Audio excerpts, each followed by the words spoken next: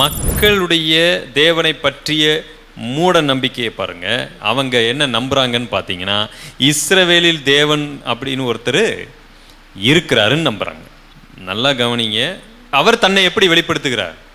என்னையன்றி உனக்கு வேற தேவர்களே இல்லை என்பதை வெளிப்படுத்துகிறார். இதுதான் உண்மையான தேவன் பேசுவதற்கும் மனிதர்கள் ஒன்றை உருவாக்கி வைப்பதற்கும் உள்ள வித்தியாசம்.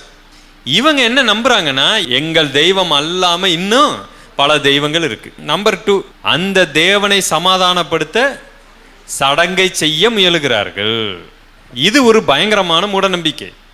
தங்கள் நம்பக்கூடிய தங்களுடைய தெய்வத்து அல்லாத வேறொரு தெய்வம் இருக்கிறது, அதை எதையாவது செஞ்சு நம்ம என்ன செஞ்சிடலாம், சமாதானப்படுத்தி விடலாம் என்று நம்புகிறார்கள். இன்றைக்கு நிறைய பேர் இந்த மாதிரி ஒரு தனித்துவமாய் தேவனை பற்றினதான ஒரு நம்பிக்கையில அவர்கள் ஏனோ தானோ என்று இருக்கிறாங்க. நாமளும் மற்றவர்களைப் போல கோயில் மாதிரி கட்டி வச்சிருக்கிறோம் பார்த்தீங்களா. நிறைய பேர் கிறிஸ்தவ தேவாலயத்திற்கு வரக்கூடியதற்கு இதுவும் ஒரு காரணமா இருக்கு. அவங்க அப்படி போற வழியில ஏதனுக்கு இந்த தெய்வத்தை கும்பிட்டு வைப்போம் அப்படின்னு வச்சுட்டு போறாங்க. இந்த ஒரு எண்ணத்தை நாம் அவங்களுக்கு உருவாக்கிட்டோம்னா கடைசி வரைக்கும் அவங்க கர்த்தரை ஏற்றுக்கொள்ளவே முடியாது. ஏன்னா கர்த்தரும் ஒரு 10-11 ஒரு சாமின்னு தான் நம்பிட்டு இருப்பாங்க. இவர் மாத்திரம்தான் வழி அப்படிங்கிறத நாம தனியாக சொல்லி கொடுக்க வேண்டியதாக இருக்கிறது. அடுத்து பாருங்க, 3வது குறிப்பு. தாங்கள் நம்பும் தேவன் இஸ்ரவேலின் தேவனை ஜெயிக்க முடியாது என்று சொல்லாமல் சொல்லுகிறார்கள். உண்மைதானே? அசிரிய ராஜா என்ன நம்புறாரு? நாங்கள்லாம் போர்ல ஜெயிச்சதுக்கு எங்க தெய்வம் தான் காரணம்னு கல்வெட்டு வச்சிருக்கிறாரு. அதே ஆதாரம். சரி, கல்வெட்டு வைக்கிறீங்க, போர்ல போய் ஜெயிச்சிங்க, இப்ப அங்க போய் குடியிருக்க முடியாம அங்க இருக்கிற சாமி விரட்டி விடுதுன்னு சொன்ன உடனே அந்த சாமியை சமாதானப்படுத்துறதுக்கு ஒரு ஆசாரியனை அனுப்பி வைக்கிறீங்கன்னா என்ன அர்த்தம்? உங்க சாமியால அது என்ன பண்ண முடியாது, ஜெயிக்க முடியாதுன்னு தானே அர்த்தம். அந்த மாதிரி ஒரு மூட நம்பிக்கை நமக்குள்ள இருக்க வாய்ப்பு இருக்கு. நாம இங்க நடக்கலைன்னா வேற ஒரு இடத்துக்கு போறது, இங்க ஆண்டவர் ஜெபத்தை கேட்கலன்னா வேற ஒரு இடத்துல போய் கேட்டா அந்த வேற ஆண்டவரா இருக்காரு, அதே ஆண்டவர் தானே இருக்காரு. இங்க தாடி வச்சுட்டு நீங்க ஜெபிக்கும் போது கேட்கல, அங்க தாடியை மடித்து விட்டு அப்படியே ஆள் அடையாளம் தெரியாம அப்படி மச்சத்தை ஒட்டி வச்சுக்கிட்டு மேல ஏதாவது கிருதாவை மாத்திட்டு மொட்டையை அடிச்சுக்கிட்டு அப்படி அந்த காலத்து இது மாதிரி அப்படி ஏமாத்திட்டு போனா ஆண்டவர் கேட்டுருவாரா? மூட நம்பிக்கைகள். உங்களுடைய ஜெபத்தை தேவன் கேட்கலன்னா எங்க போனாலும் கேட்க மாட்டார். அடுத்து பாருங்க, இவங்களுடைய நம்பிக்கை எப்படி இருக்குன்னு பாருங்க. ஆனாலும் தங்கள் தேவனுக்கும் வழிபாடு செய்கிறார்கள். எங்க தெய்வத்தினால வெற்றி கிடைக்க முடியாதுன்னு சொல்லிட்டு திரும்ப தங்கள் தெய்வத்தை நம்பக்கூடியவங்களா இருக்கிறாங்க. எத்தனையோ பேர் இயேசு கிறிஸ்துவினால் சுகம் பெற்றவங்க இருக்கிறாங்க. நிறைய கேன்சர் சுகமா இருக்கிறது, பேச முடியாதவங்க பேசி இருக்கிறாங்க. நாம அதெல்லாம் நம்புறோம். ஆனா எதை நம்புறது இல்லைன்னா அந்த மேடை போட்டு ஏமாத்துறத நம்ம நம்புறது இல்லை. ஆனா கர்த்தர் இன்றைக்கும் என்ன பண்ணிட்டு தான் இருக்கிறாரு, பல பேருடைய வாழ்க்கையில கர்த்தர் சுகத்தை கொடுத்து கொண்டிருக்கிறார். ஆனால் ஒரு சிலர் அதை எப்படி பார்க்குறாங்க அப்படின்னா, ஏதோ சுகத்தை வாங்கி கொள்ளுவதற்கு இங்கே வருவோம். அந்த காலத்தில் நம்ம சின்ன பிள்ளைகளுக்கு உடம்பு முடியாமல் போயிடுச்சுன்னா ஏன் கிறிஸ்தவர்களே என்ன பண்ணுறாங்கன்னா கூட்டு போய் மந்திரிக்கிறது. அங்கே ஒருத்தர் அவர் என்ன பண்ண அப்படியே துண்டை வச்சுக்கிட்டு அப்படி சுற்றிக்கிட்டே இருப்பார். எனக்கு நல்லா தெரியும், எங்கள் வீட்டு பக்கத்தில் விரும்பாண்டின்னு ஒருத்தர் இருந்தார். அவர் வீட்டு பக்கத்தில் ஒருத்தர் அப்படியே சுற்றிட்டு இருப்பார்.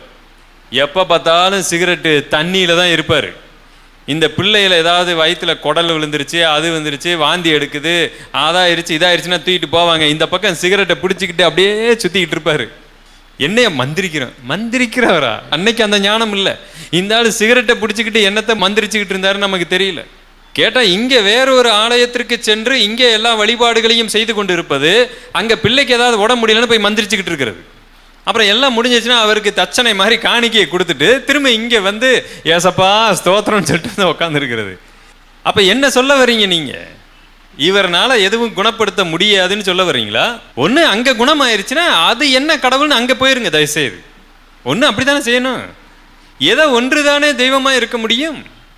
அவ்வப்பொழுது ஆண்டவரே கொஞ்சம் உங்களுக்கு கம்மியாயிருச்சு, வல்லமை கொஞ்சம் ரீசார்ஜ் பண்ணிட்டு நீங்கள் வாங்க, அதுக்குள்ள நான் அந்த கோயிலுக்கு போய் நான் மந்திரிச்சிட்டு வந்துடுறேன். அந்த தர்காவுக்கு போய்கிட்டு அந்த மந்திரிச்சு வந்துட்டு அவ்வளோதான், சரியா போயிடும். அடுத்த தேவனையும் பின்னாடி போகிறாங்க, தங்கள் தேவனுக்கும் வழிபாடு செய்கிறார்கள். மூட நம்பிக்கை. தெய்வ நம்பிக்கைகளை குறித்து கடவுள் நம்பிக்கை அற்றவங்களா இருக்காங்க பார்த்தீங்களா, அவங்களே பரவாயில்லைங்கிற அளவுக்கு இவங்க மூட நம்பிக்கையாக இருக்கிறாங்க. அப்போ இதிலிருந்து இன்னொரு விஷயமும் தெரிய வருகிறது. ஒவ்வொரு நிலப்பகுதிக்கும் தேவர்கள் இருப்பதாக அவங்க நினைக்கிறாங்க. தேவனை குறித்து அவர்களுடைய வெளிப்பாடு அதுதான். ஆனால் பைபிள் பாருங்க, அண்ட சராசரத்தையும் படைத்தவர் அவர்.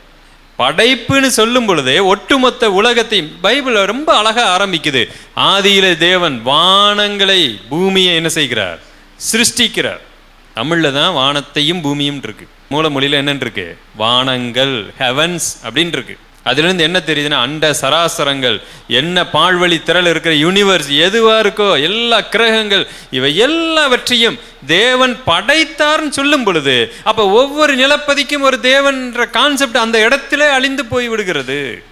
இது மற்ற மார்க்கத்தில் இல்லை, இது மற்ற தெய்வங்கள்ல இல்லை. இஸ்ரவேலின் தேவர்கள் மலை தேவர்கள், நம்ம தேவர்கள் பள்ளத்தாக்கு தேவர்கள். அதனால நம்ம மலையில போய் ஜெயிக்க முடியாது. அவங்கள என்ன செஞ்சிடலாம்? கீழே வர வச்சா நம்ம தெய்வத்துக்கு சக்தி வந்துடும், நாம சண்டை போட்டு ஜெயிக்க வைப்போம். ஸோ ஒவ்வொரு நிலப்பகுதிக்கும் தேவர்கள் உண்டு என்ற நம்பிக்கை அவர்கள் மத்தியில் இருந்தது. இது ஒரு மூட நம்பிக்கை. தேவர்களின் சக்தி ஒரு குறிப்பிட்ட நிலப்பகுதிக்குள் மட்டுமே வேலை செய்யும் என்று நம்புகிறார்கள். அதுவும் ஒரு மூட நம்பிக்கையாக இருக்கிறது. ஆக மொத்தத்தில் தங்கள் தேவனுக்கும் மற்ற தேவர்களுக்கும் என்ன செய்யறாங்க? பயப்படுகிறார்கள். ஆனா தேவன் என்ன சொன்னார் பார்த்தீங்களா? உயிருக்கு பயம் இருக்கிறது, கட்டளைகளுக்கு கீழ்ப்படிவதில்லை. 2 ராஜாக்கள் புத்தகம் 17ஆம் அதிகாரம் 32வது வசனத்தை பாருங்க. அவர்கள் கர்த்தருக்கு பயந்ததும் அன்றி மேடைகளில் உள்ள கோவில்களில் தங்களுக்காக ஆராதனை செய்கிறதற்கு தங்களுக்குள் ஈனமானவர்களை ஆசாரியர்களாகவும் ஏற்படுத்தினார்கள். அப்படியே கர்த்தருக்கு பயந்தும் தாங்கள் விட்டு வந்த ஜாதிகளுடைய முறைமையின்படியே தங்கள் தேவர்களை சேவித்தும் வந்தார்கள். இந்நாள் வரைக்கும் அவர்கள் தங்கள் முந்தின முறைகளின்படியே செய்து வருகிறார்கள். அவர்கள் கர்த்தருக்கு பயந்து நடக்கிறதும் இல்லை, தங்கள் சுய திட்டங்களும் முறைமைகளின்படியாகிலும் கர்த்தர் இஸ்ரவேல் என்று பெயரிட்ட யாக்கோபின் புத்திரருக்கு கற்பித்த நியாய பிரமாணத்திற்கும் கற்பனைக்கும் ஒத்தபடியாகிலும் செய்கிறதும் இல்லை. இந்த வசனம் ஒரு முரண்பாடான வசனமா உங்களுக்கு தெரியலையா? அதனால தான் உங்களை நான் வாஸ்து காண்பிக்க சொன்னேன். என்ன முரண்பாடு? மேல வசனம் என்ன சொல்லுகிறது? 33வது வசனத்துல அப்படியே கர்த்தருக்கு பயந்தும். கர்த்தருக்கு பயந்தாங்களா இல்லையா? பயந்தாங்க. ஆனா இந்த வசனம் என்ன சொல்லுதுன்னு பாருங்களேன்.